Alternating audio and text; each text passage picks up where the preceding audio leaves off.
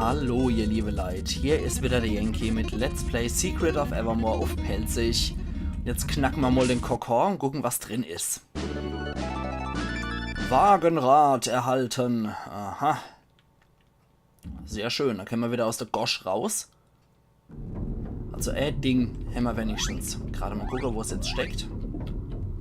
Ist das bei Gegenständen mit dabei? Wagenrad, tatsächlich. Unbekannte Funktion, das hört man immer gern. Damit kann man einen Wagen antreiben. Also das sind natürlich auch wieder die höchsten Hightech-Produkte, die wir hier brauchen, um ins All zu kommen. Ich weiß nicht, ob so mittelalterliche Rakete wirklich funktionieren wird. Naja, lassen wir uns dann Leonardo da Vinci, natürlich Dr. Gallenstein, das Ganze mal irgendwie ausbaldowern für uns. Dann sollten wir mal vielleicht mit Feuerauge nochmal sprechen. Die nicht noch irgendeinen anderen Tipp für uns parat hat. Was jetzt kommen könnte. Ja, immer der Wuff gemacht und ich glaube, du ist noch ein Alchemist. Bei dem können wir noch Zutaten kaufen. Manche in der Gegend kann ich mit alchemistischen Formeln leicht loswerden. Ich will aber keine Formeln auswählen. Ich mag noch ein bisschen was kaufen, wenn möglich. Ja, Wasser, Kristall, komm. Mit dem wir jetzt garstige Gorwull getötet haben, haben wir ein bisschen Kapazität wieder, um was zu kaufen. Ja, komm. Können wir ruhig ein bisschen was einkaufen. Passt schon.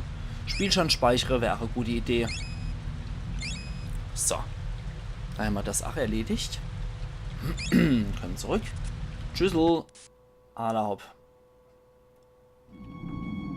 Und weiter geht's. Dumm, die dumm, die dumm, die dumm, die dumm. Ich hab die dumm gesagt. Na also. So, weiter geht's. Die dumm, die dumm, die dumm, die dumm. Ein Moskito. Hallo, freundlicher Moskito. Naja, Mist, eigentlich wollte ich ihn gerade abschlachten, aber das Schicksal will wohl, dass der weiterlebt und Leute quält. Ich bin kein Fan von Moskitos bzw. Stechmücke. Das sind absolut widerwärtige Bestien. Aber es sind ja nur die Weibchen, die das Blut saugen. Muss man dazu sagen, die männliche Schnake, die machen das nicht. Das ist einzig und allein der Verdienst von den weiblichen Tieren. Zack. Und zack. Bisschen durchs Gestrüpp noch kangelt. So. Jetzt wieder zurück zum Feuerglubschi. Gucke, was der kleine Nerd uns zur Sache hat. Also, kleiner Nerd, was gibt's Neues? Danke für alles, Ackermann. Schreib mal Postkarte, wenn wieder ein groß Ausstimm bicht. Och nö. Formeln muss ich auch nicht, aber. Da war es aber noch was. Ich glaube, da müssen wir jetzt noch zum Vulkan hochgehen. Da können wir aber genauso gut auch unser tolles Gefährt dafür nehmen, um bis zum Vulkan vorzukommen. Ich laufe durch den Dschungel. Das erinnert mich so ein bisschen an die Muwangi-Steppe. Oder das Muwangi-Becken. Das ist ähnlich. Vom Aufbau her. A wing away, a wing away, a wing away, a wing away, a wing away. In the jungle, the mighty jungle. Und so weiter und so fort. Ich erspare euch jetzt mal Gesinge. Das war jetzt nur für dich, Kai, wegen der lustigen Pen and Paper Rollenspielrunde mit der Revision Muwangi Becker. Okay. So, da muss ich hier. Da ist nämlich der nächste. Zack. Gehen wir mal wieder zum Vulkan. Ach, da ist die Hundestatue gelandet. Aber die Sphäre, die Energiesphäre, die steckt ja eigentlich im Mittelalter irgendwo drin. Okay, aber in die Hundestatue können wir jetzt auch nicht. Also, die ist tatsächlich im wahrsten Sinne des Wortes in die Steinzeit geprügelt worden, die Hundestatue. Hey, hör auf, befrei mich. Danke, Hund. Okay, da ist noch was. Wurzel. Ah, Wachs. Okay. Ihr habt mich die ganze Zeit gequält, ihr Mistviecher. So. Und jetzt, IA ist auch noch da. Stirb, IA. So, jetzt du noch. Och, nö, Leverwurst, hilf mir doch mal. Dankeschön. Und der IA noch töte. Bis er platzt. Und dann können wir runtergehen. Und, oh nee, Quatsch. Oder? Nee, doch. Da bin ich schon richtig. Bin ich schon richtig hier. Weil da unten war der Eingang in den Vulkan. Dann Dann sollte ich nämlich noch beim Vulkan gucken. Oh, da sind noch die Spindler unterwegs. Komm schon. Zack. Kriegen wir mit M normale Hieb jetzt auch erledigt. Und müssen nämlich ewig an deine Viecher drauf rumhampeln. So, und da ist noch was drin. Ich habe genug Blätter. Okay. Dann ist es halt so. Och Mann, Leberwurst. Kann schon wieder helfen, feiner Herr. Na, Dankeschön für die Hilfe. Und dann rein in den Vulkan. So. Lang nicht mehr hier gewesen. Weil ich glaube, du müsst jetzt nochmal... Ach so, eine neue Bossform von dem T-Rex kommen. Oh, da kommen wir anscheinend nicht durch. Wie war dann das nochmal? Wie war dann das? Wenn das hier nicht reingeht... Moment, da ist nochmal ein Geheimweg. Ah ja, dann habe ich schon geplündert. Dann... sollte ich vielleicht zum freundlichen Eremit nochmal hochgehen. Eventuell wirst du freundliche Eremit, wie es weitergeht. So. Autsch. Voll die Gegend gerannt. Dieser epische Gegnerrennen. Move, den ich perfektioniert habe. Zack, da nochmal. Okay, sehr gut. Und noch einmal einer zermatscht. Und sogar noch die 100% Beibehalter. Der Hund, ach, der kann das, ach. Das kann nicht nur ich.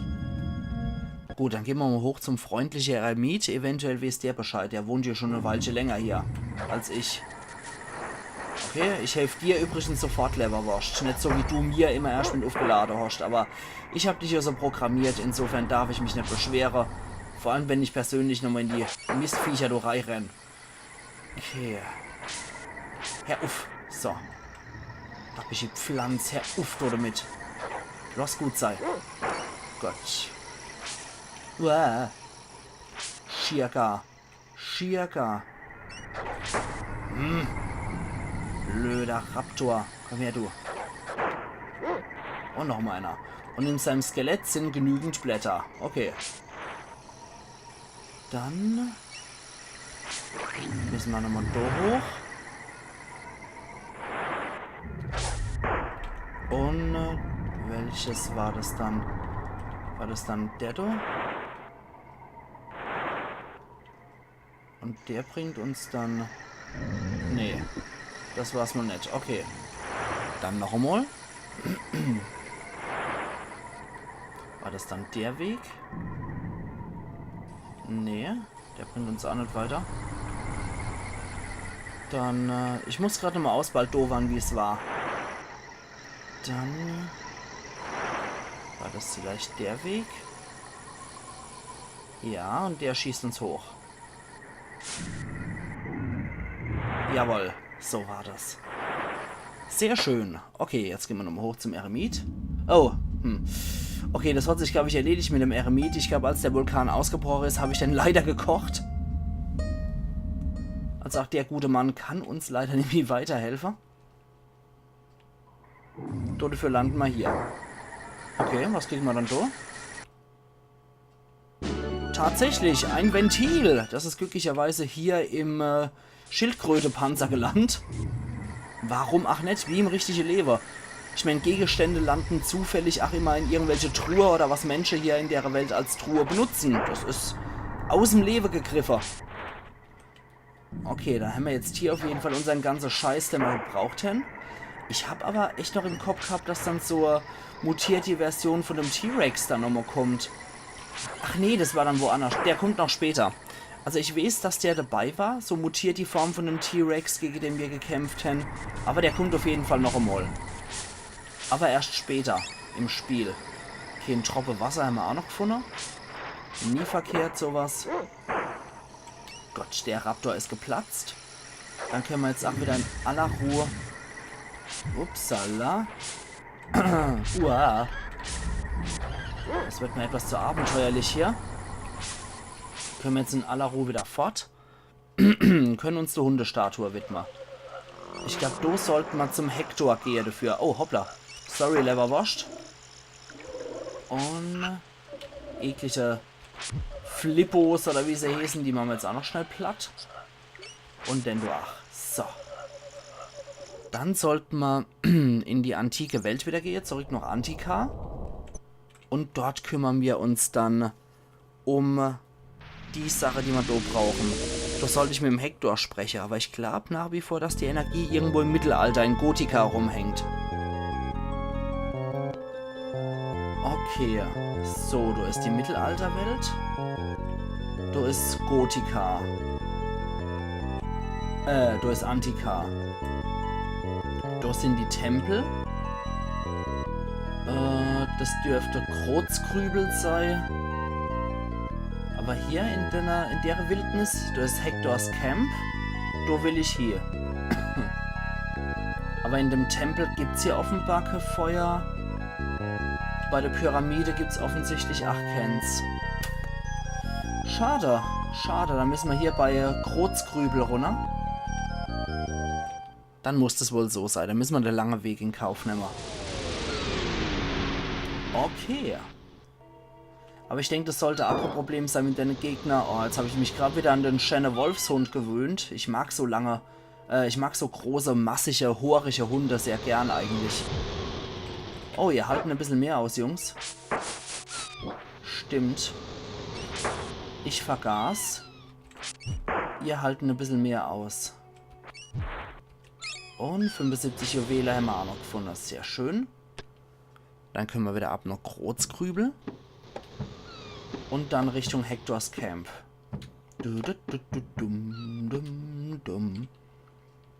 Und so weiter und so fort.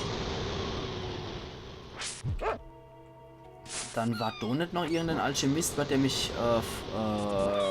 Zutaten kaufen kann. Ich weiß, du schnüffelst schon irgendwas ganz besonders Interessantes, aber das interessiert mich gerade nicht, um ehrlich zu sein. Du alter Römer. Ja, ich bin der Junge. Ach, super Sog. Hast du auch noch parat, okay. Sandstrudelfeld, komm, du können wir auch speichern. Sandbank, okay. Tschüss, ja. Irgendwas mit Super Sog, na egal. Kriegen wir schon hier. Und Peng. Ah, okay, dann muss ich mit dem Hund wieder rüber. Was ist dann in deinem Kadaver drin? Elfenstaub. Aha, man sagt, eine Prise von Feenstaub lege in der... Sorry, das war jetzt eben wieder kurz der falsche Knopf gedrückt. Deswegen war da jetzt so ein kleiner Schlickser drin. Ich bitte um Verzeihung. Das war einmal der falsche Knopf gedrückt wieder. Ich sollte vielleicht der Aufnahmeknopf etwas anders gestalten. So, jetzt nochmal so rüber. Sorry, wenn jetzt nochmal so ein kleiner Schlickser drin war. Das ist echt nicht in meiner Absicht. So, jetzt wieder zum Ackermann rüber. Das kann hin und wieder leider mal passieren. Glücklicherweise war das jetzt nicht so der tragische Zwischenfall, dass hier irgendwas ganz besonders Wichtiges gewesen wäre. Aber immer sobald ich die Select-Taste drücke, komme ich automatisch nach rechts, weil ich habe auf dem Keyboard die Null-Taste vom rechten Zahlenfeld als Aufnahmetaste bestätigt. Und statt auf der lange Shift links zu kommen, komme ich dann immer auf die Nuller-Taste rechts. Ah, das ist... Wenn der Fehler erstmal drin ist bei der Handbewegung, wenn er sich so eingeschlichen hat, dann ist es recht schwierig, den wieder rauszukriegen. Okay. Aber das kriege ich schon wieder hier. Wenn ich einfach mal ein bisschen nachdenke, bevor ich irgendwas mache, dann dürfte das auch kein Problem sein. Geh weg, du scheiß Satyr. So, dann hier wieder zu Hectors Camp. Und mal mit dem freundlichen Gesellschwätzer. So, Hector, wo bist du? Keine Sau mehr hier, okay. Hallo, Bu, das sieht miet aus. Mach schon 20 Juwelen übernachten? Ach, ich weiß ja nicht. Ich bin hellwach. Spiel schon Speicher, können wir gern machen. Tschüss. Ja. Ansonsten, Okay, der Hector ist hier nicht mehr. Das ist jetzt schon etwas merkwürdig. Wie war dann das? Wie war dann das? Ich versuche mich krampfhaft zu erinnern, wie es war. Könnte auch sein, dass ich noch alle Lache mal wieder zurück muss. Aber, Moment, man soll den Tag nicht vor dem Abend und so weiter. Obwohl, nee, ich habe ja die Brücke-Formel gar nicht mehr. Wie war dann das? Ich glaube noch alle Lache mal zurück. Und dort vielleicht mal in der Herrscherpalast reingehe. Sowas in der Art wird es gewesen sein. Ich bin mir aber nicht mehr ganz sicher. Oder halt wirklich zurück nach Gotika gehe und dort versuche, den Weg zu finden. Weil ich mir doch auch nicht mehr sicher war, wo das genau war. Da müsste ich auf jeden Fall nochmal ein paar Nachforschungen erstellen. Dass ich das nochmal richtig auf dem Schirm habe. Weil wirklich im Kopf habe ich es echt nicht mehr. Man merkt wirklich total, wie ich das Spiel... Entschuldigung. Wie ich das Spiel im Gegensatz zu anderen Super Nintendo-Spieler total vernachlässigt habe. Autsch. So. Es ist echt heftig. Ich habe das wirklich nur sehr selten gespielt. Man merkt es auch total. Im Gegensatz zu Terranigma, was ich eigentlich beinahe jährlich einmal durchspiele für mich, weil es mir Spaß macht.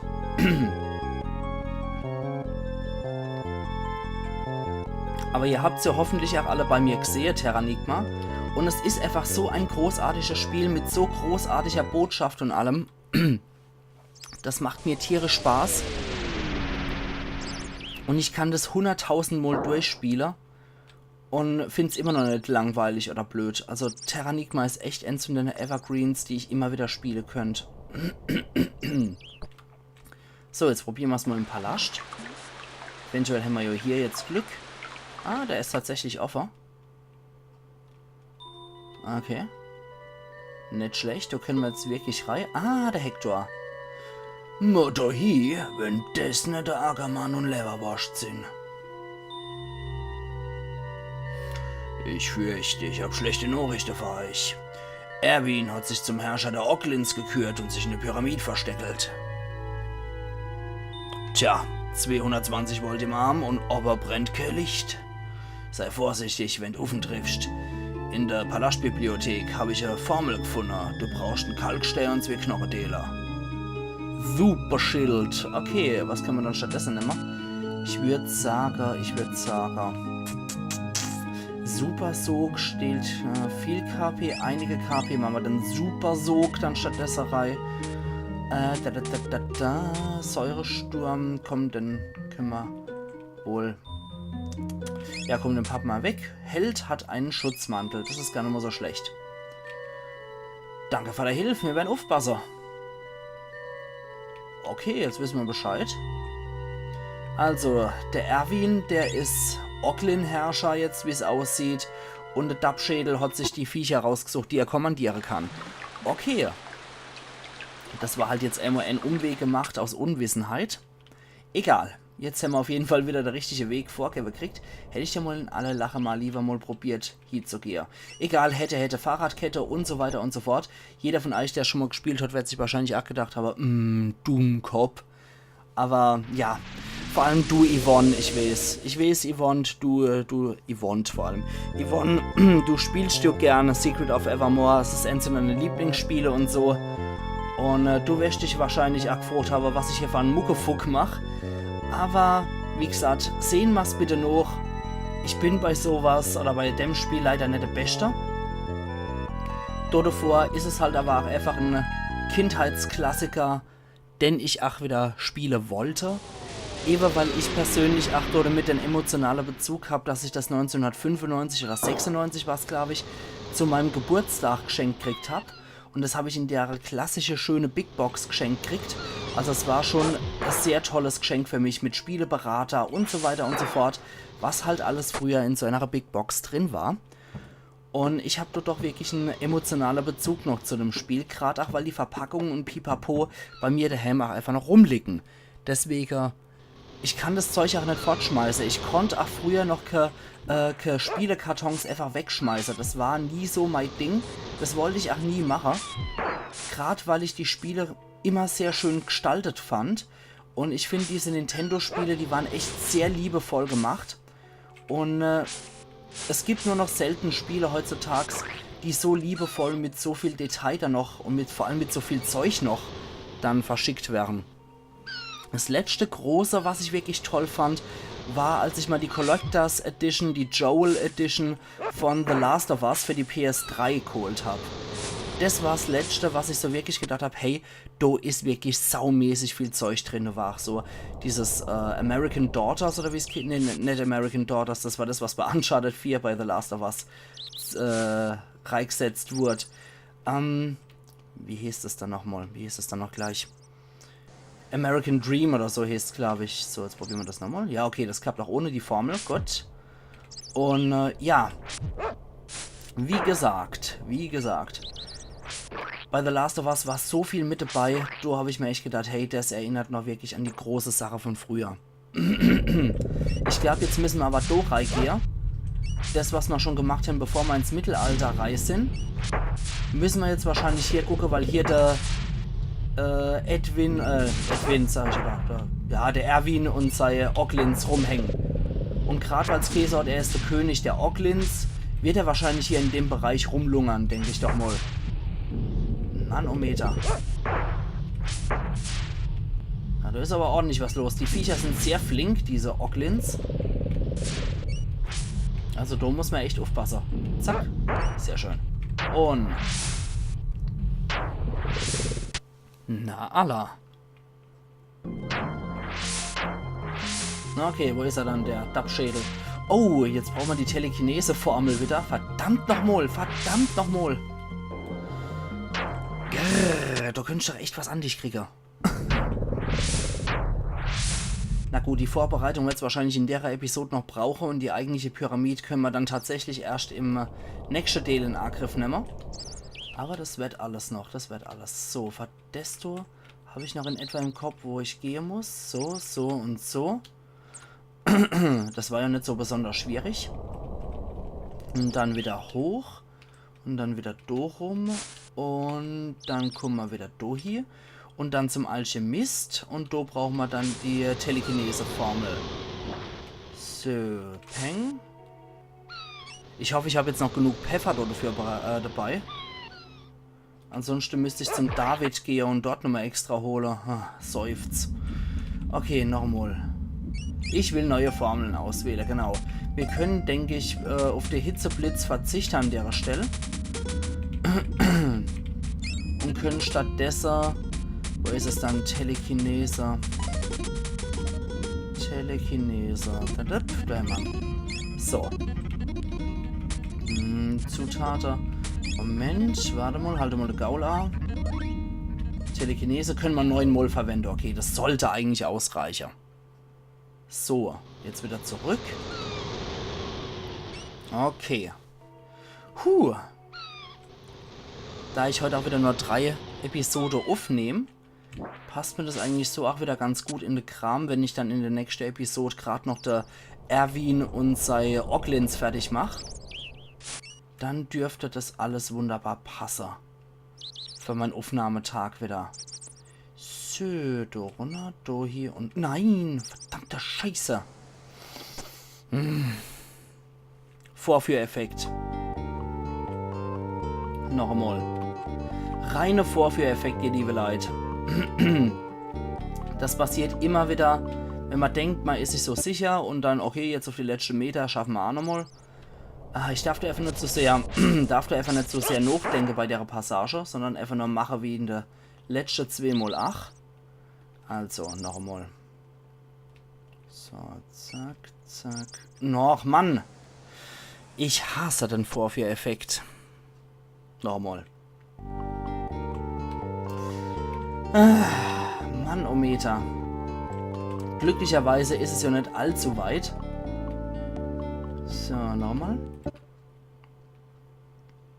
Auf der anderen Seite, ich glaube, ich komme doch auch, wenn ich die Sandbank südlich vom Archäologelager nehme, komme ich auch dort hier.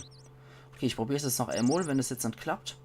Haben wir das über die Sandbank vom Archäologelager. Alter, leck mich doch am Arsch. Leck mich doch am Arsch. Ich hasse es, wenn diese verkotzte Scheißdinger nicht funktionieren.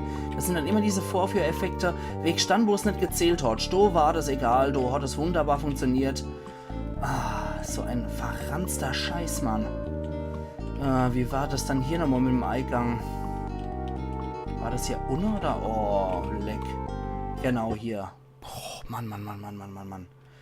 Man kann sich ja darstellen wie der letzte Mensch. So, jetzt gehen wir so nochmal hier. An der Ureus vorbei. An diesem wundervollen Fundament von der Pyramide, die nur mit Gebete und Klebeband hält. Und dann dürften wir jetzt eigentlich ankommen sein, wo wir hier wollten. So, na Allah. So, jetzt mache ich hier noch die Oglins platt. Und dann kann ich hier nämlich ideal meinen Cut setzen. So. Na gemacht. Jetzt in aller Ruhe aufladen. Ach, noch schön episch daneben schmeißen. Der Hund trifft auch nicht. Zum Schluss kommt immer so alles zusammen. Wenigstens den habe ich noch, okay. Und jetzt den da. Und zack. So, dann die Sache, ihr liebe Leute. Ich mache hier jetzt den Cut und wir sehen uns morgen wieder zu Let's Play Secret of Evermore auf Pelzig. Also machen's gut und bis morgen dann. Ayan Yankee.